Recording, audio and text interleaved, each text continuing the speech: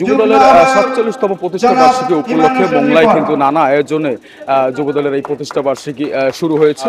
মোংলা পৌর এবং থানা কমিটির যারা যেসব নেতৃবৃন্দ রয়েছেন তারা কিন্তু বিভিন্ন কর্মসূচি পালন করেছে। সেখানে সকালে বর্ণাঢ্য র্যালি এবং পরে সেই র্যালিটি শহরের প্রধান সড়ক প্রদক্ষিণ করে। এরপরে কিন্তু মোংলা বন্দর শ্রমিক সংঘের মাঠে আলোচনা সভা শুরু হয়েছে এবং এই সভায় বাগেরহাট জেলা যুবদলের সুজন মোল্লা তিনি উপস্থিত হয়েছেন।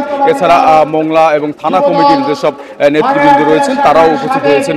এই সমাবেশকে ঘিরে কিন্তু আসলে একটা বার্তা দিতে চেয়েছে যুবদলের এখানকার যারা নেতৃবৃন্দ রয়েছে। তারা বলছেন দীর্ঘ 17 বছর কিন্তু এই কোনো সভা সমাবেশ করতে পারেনি যুবদল।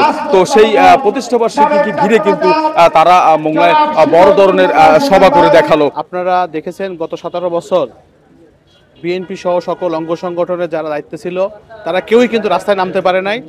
এই ফ্যাসিস্ট শেখ হাসিনা তার পুলিশ পেটোয়া বাহিনী দিয়ে কিন্তু আমাদেরকে সবখানে প্রতিহত করছে।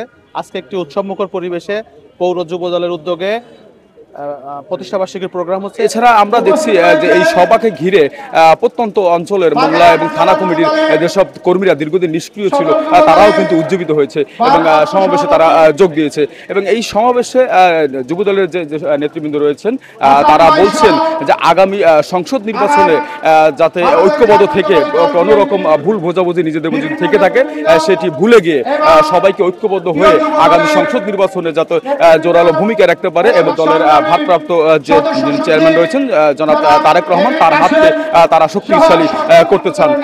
তো এই ছিল যুবদলের প্রতিষ্ঠা বার্ষিকী উপলক্ষে মোংলার সর্বশেষ খবর। আবুল হাসান, চ্যানেল 24 মোংলা।